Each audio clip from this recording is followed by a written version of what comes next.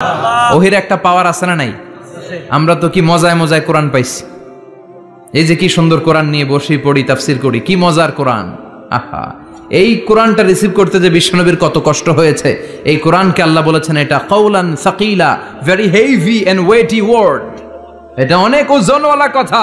ইন্না সানুলকি আলাইকা কাউলান, এটার অনেক ওজন। এই কোরআনটা যদি পাহাড়ের উপরে নাজিল করা হতো, পাহাড়গুলো দুমড়ে মুচড়ে ভেঙে টুকরো টুকরো হয়ে খান খান হয়ে যেত, ঠিক কিনা? এত কঠিন বানিয়ে এটা। ও নবী, আমি আলোর সাথে ওহির মিল ঘটিয়েছি, আলো দিয়ে ওহিকে বুঝিয়েছি। সূর্যের যেমনি কিরণ আছে, তেজ আছে, এই ওহিরও একটা তেজ আছে। এই তেজ, এই কিরণ আপনি সবসময় সহ্য করতে পারবেন না। এজন্য আমি ইচ্ছা করে কিছুদিন ওহি নাজিল করা বন্ধ করে রেখেছি। সুবহানাল্লাহ পড়েন। ইচ্ছে করে আমি নাজিল করি নাই। সব সময় নাজিল হলে আপনার ভাল লাগতো না। বুখারীর বর্ণনা, মা আয়েশা বলতেন শীতের রাতে, কনকনে মাঘ মাসের শীতের রাতে যখন বিশ্বনবীর উপর কোরআনের আয়াত নাজিল হতো, বিশ্বনবী ঘেমে ঘেমে একাকার হয়ে যেতেন। হাত্তা লা ইয়াতাফাসসাদু জাবিনুহু আরাকান, বিশ্বনবীর দাড়ি আর থুতনি বেয়ে ঝরঝর করে পানি পড়তো। আমরা কম্বল গায়ে দিয়ে থাকি আর বিশ্বনবী ঘামে। সুবহানাল্লাহ কইবেন না? এটা কাউলান সাকিলা, অনেক ওজনওয়ালা কথা। আবার বিশ্বনবী যখন ওটের উপরে বসে থাকা অবস্থায় কোরআনের আয়াত নাজিল হতো, ওটের বুকটা মুহূর্তের মধ্যে বালুর মধ্যে, জমিনের মধ্যে লেগে যেত। ঘোড়ায় চড়া অবস্থায় বিশ্বনবীর কাছে যখন কোরআন নাজিল হতো, ঘোড়ার পা গুলো মরুভূমির বালুতে দেবে যেত। মাঝে মাঝে বিশ্বনবী সাহাবাদের রানের উপরে, পায়ের উপরে মাথা দিয়ে শুয়ে পড়তেন, ক্লান্ত শ্রান্ত। যায়েদ বিন হারেসা, বিশ্বনবীর পালক পুত্র, তার পায়ের উপরে মাথা রেখে বিশ্বনবী একবার কথা বলতে বলতে ঘুমিয়ে পড়লেন। ঘন্টাখানিক ঘুমালেন। যায়েদ বিন হারেসা বলে, আমার কাছে তেমন কোনো কষ্টই হচ্ছে না, বিশ্বনবীর মাথাটা খুব বেশি ওজন মনে হচ্ছে না। ঘন্টাখানিক পর বিশ্বনবী চোখ খুললেন, আর খোলা মাত্রই ওনার উপর ওহী কোরআনের আয়াত নাজিল করতে শুরু করলো। কে? যায়েদ বিন হারেসা বলে, যখনই কোরআনের আয়াত নাজিল হতে শুরু করলো, আমার মনে হচ্ছে বিশ্বনবীর মাথাটা 50-60 কেজি ওজন বেড়ে গিয়েছে। বিশ্বনবীর মাথার ওজনে আমার পায়ের রান ফেটে যাবে, আমার পায়ের হাড্ডি ফেটে যাবে, আমার পাটা ভেঙে খান খান হয়ে যাবে মনে হচ্ছিল। তার মানে কোরআনের আয়াত যখন নাজিল হয়, বিশ্বনবীর উপর একটা প্রেসার আছে না নাই? এই জন্য আল্লাহ বললেন, নবী আমি আপনার ভুলে যাই নাই। কাফেররা যেমনি আপনারে গালি দেয় যে আমি আপনারে ভুলে গিয়েছি, আপনার উপর আমি অসন্তুষ্ট, নেভার, অসম্ভব। আমি আপনার উপর কখনো অসন্তুষ্ট নই, বরং আমি ইচ্ছা করি আপনার উপর থেকে প্রেসার কমিয়ে দেওয়ার জন্য কয়েকদিন ইচ্ছা করে আপনারে ছুটিতে রাখছি। সুবহানাল্লাহ পড়েন, যাতে করে আবার এনার্জি গায়ে নেওয়ার পরে নতুন করে কোরআনের আয়াত রিসিভ করার জন্য আপনি সক্ষম হন। চিল্লায় পড়তে হবে আল্লাহু আকবার। এজন্য আল্লাহ বললেন, ওয়াদ-দুহা ওয়াল-লাইলি ইযা সাজা মা ওয়াদ্দা'আকা রাব্বুকা ওয়া মা ক্বালা ওয়ালাল আখিরাতু খায়রুল লাকা মিনাল উলা। এরপর আল্লাহ বললেন, নবী ওয়ালাল আখিরাতু খায়রুল লাকা মিনাল উলা, and verily indeed the hereafter is far better for you than this dunya. এই দুনিয়ার চেয়ে আপনার জন্য আখিরাতটা অনেক দামি। খায়রুল লাকা মিনাল উলা, এই দুনিয়ার চেয়ে আখিরাতটা অনেক শ্রেষ্ঠ। এতে আল্লাহ বললেন দুনিয়ার চেয়ে আখিরাত শ্রেষ্ঠ, আর এক আয়াতে আল্লাহ বললেন দুনিয়ার চেয়ে আখিরাত হলো স্থায়ী, ঠিক কি না? বাল তু'থিরুনাল হায়াতাদ দুনিয়া ওয়াল আখিরাতু খায়রুন ওয়া আবকা। তোমরা দুনিয়ার জীবন নিয়ে পাগল পাড়া হয়ে থাকো, আল্লাহ বললেন দুনিয়ার জীবনের চাইতে আখিরাতের জীবন শ্রেষ্ঠ এবং স্থায়ী, ঠিক কি না? কার কথা? দুনিয়া স্থায়ী না আখিরাত স্থায়ী? দুনিয়া শ্রেষ্ঠ না আখিরাত শ্রেষ্ঠ? কিন্তু আমরা কোনটার পিছনে দৌড়াই? খালি দুনিয়া দুনিয়া। দুনিয়া কে মজা লে লো, দুনিয়া তোমারি হ্যায়, কিন্তু জান্নাত কে মজা লে লো, জান্নাত তোমারি হ্যায়, ওইটা কয় না? আছে না নাই? দুনিয়ার পেছনে পাগল হয়ে আমরা পড়ে থাকি। এই দুনিয়ার জীবনটা একটা মায়াজাল, এটা একটা মরিচিকা। এই মরিচিকা, এই ধোঁকা, এই লালসা আর এই মায়াজালের পেছনে আমরা ছুটছি। ছুটতে ছুটতে হুট করে একবার কবরের ভিতরে ঢুকতে হবে। কথা বলেন, তখন আমাদের টনক নড়বে। এজন্য দুনিয়া মুমিনদের জন্য শ্রেষ্ঠ আর স্থায়ী জায়গা নয়। মুমিনের আসল জায়গা হচ্ছে আখিরাত। মুমিনের শান্তি আর কল্যাণের জায়গা হচ্ছে আখিরাত। জান্নাত হচ্ছে মুমিনের শেষ ঠিকানা। চিৎকার করে বলেন ঠিক কিনা? সেটাই বিশ্বনবীরে বললেন, নবী কাফির মুশরিকদের কথা আপনি কান দিবেন না। ওদের কথায় হতাশ হবেন না, নিরাশ হবেন না, হাল ছাড়বেন না, ভরসা রাখবেন কার উপর? কারণ ওয়ালাল আখিরাতু খায়রুল লাকা মিনাল উলা, এই দুনিয়ার জীবন ক্ষণস্থায়ী জীবন, চিরকালীন জীবন হলো আখিরাত। নবীরে কিভাবে আশ্বাস দিতেছে দেখছেন, অ্যাসিউরেন্স করতেছে, কনফার্মেশন। এই সূরাটা যে শান্তির সূরা, মোটিভেশনের সূরা, অনুপ্রেরণার সূরা, ইন্সপাইরেশন যে জায়গায়, প্রতিটা আয়াতে আপনি ইন্সপাইরেশন পাবেন। তো প্রতিটা আয়াতে আপনি উজ্জীবিত হবেন, সজীব হবেন, এনথিউজিয়াস্টিক এন্ড এনার্জেটিক হবেন, আপনি এনার্জি ফিরে পাবেন। আলহামদুলিল্লাহ পড়েন। এরপরে বিশ্বনবীর আরো খুশি করার জন্য আল্লাহ বললেন, ওয়ালা সাউফা ইউতিকা রাব্বুকা ফাতারদা, ও নবী অচিরে এমন এমন জিনিস আমি আপনারে দান করব, এগুলো পেয়ে আপনি খুশি হয়ে যাবেন। কে বলে? কারে বলে? শুনতেছেন? বুঝতেছেন? কষ্ট হচ্ছে না তো?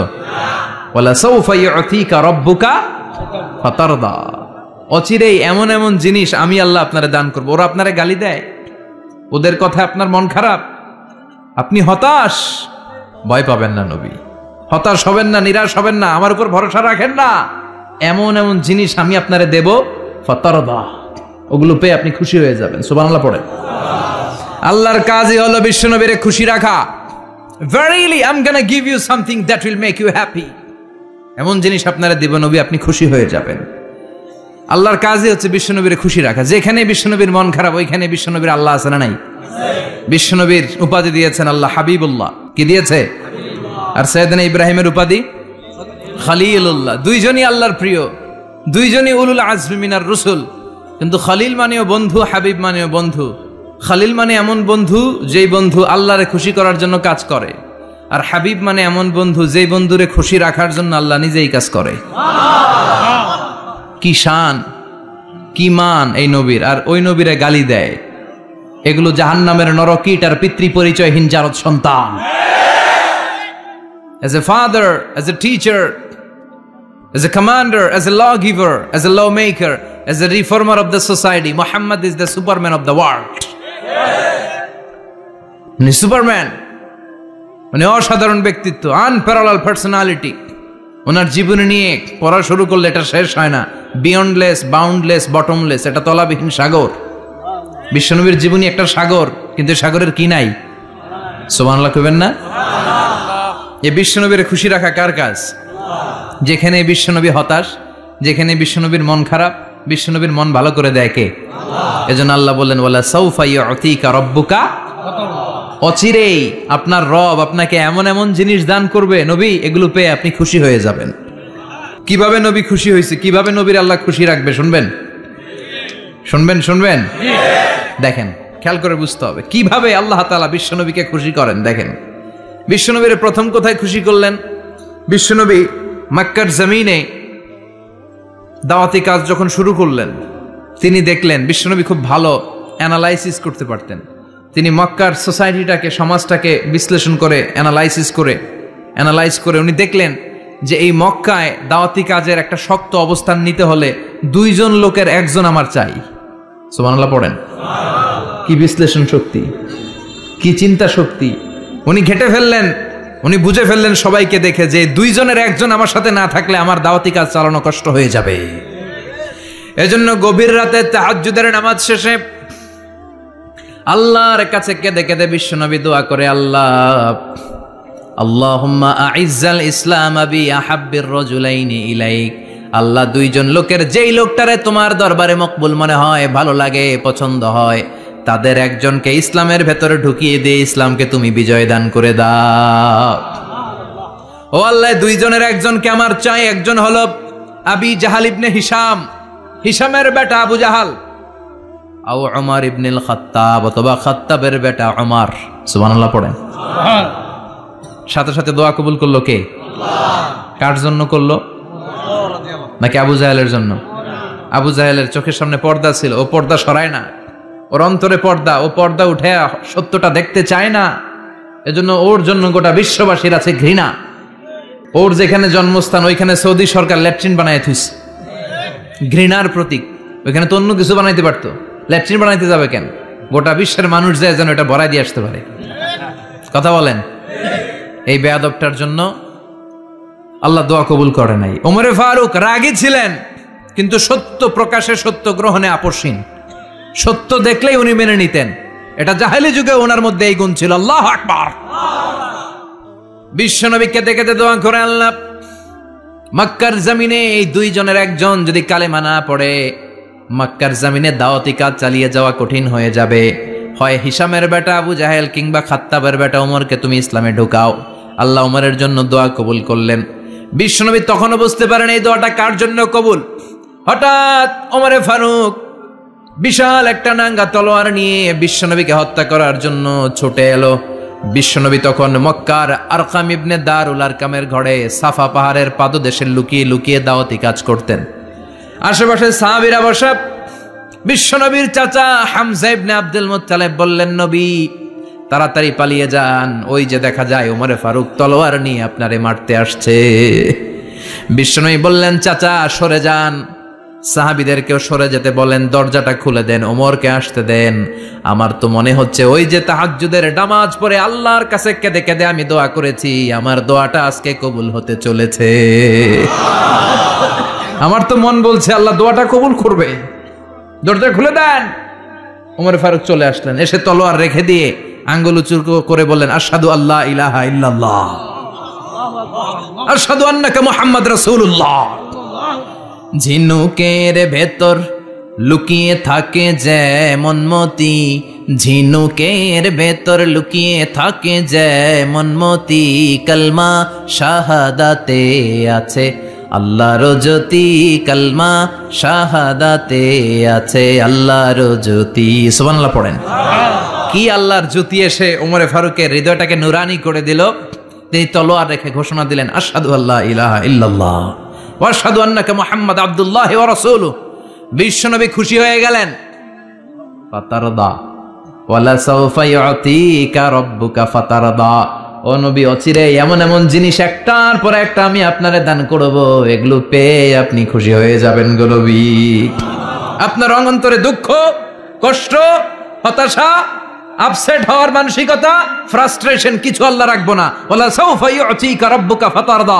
অচিরে এমন এমন জিনিস আমি আল্লাহ আপনারে দেব, আপনি খুশি হয়ে যাবেন।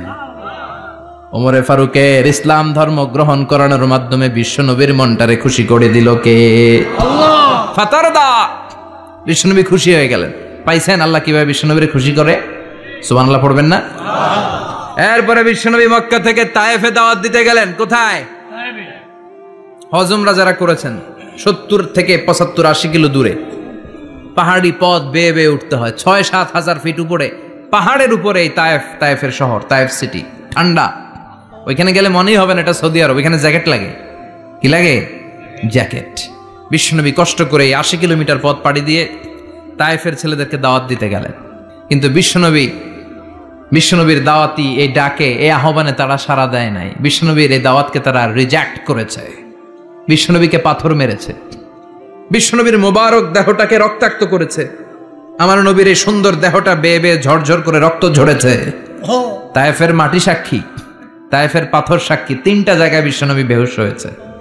এখনো ওখানে গেলে স্থানীয় লোকরা বলে, বংশ পরম্পরায় ওরা জেনে এসেছিল যে এই জায়গাগুলোতে বিশ্বনবীকে আঘাত করা হয়েছে। এখনো লোকজন দেখায়, এখানে পড়েছিল বিশ্বনবী, ওখানে পড়েছিল, ওখানে পড়েছিল, ওই খেজুর বাগানে বিশ্বনবী লুকিয়েছিল। আজও ওখানে খেজুর বাগানই করে রাখছে ওরা। আল্লাহু আকবার পড়েন।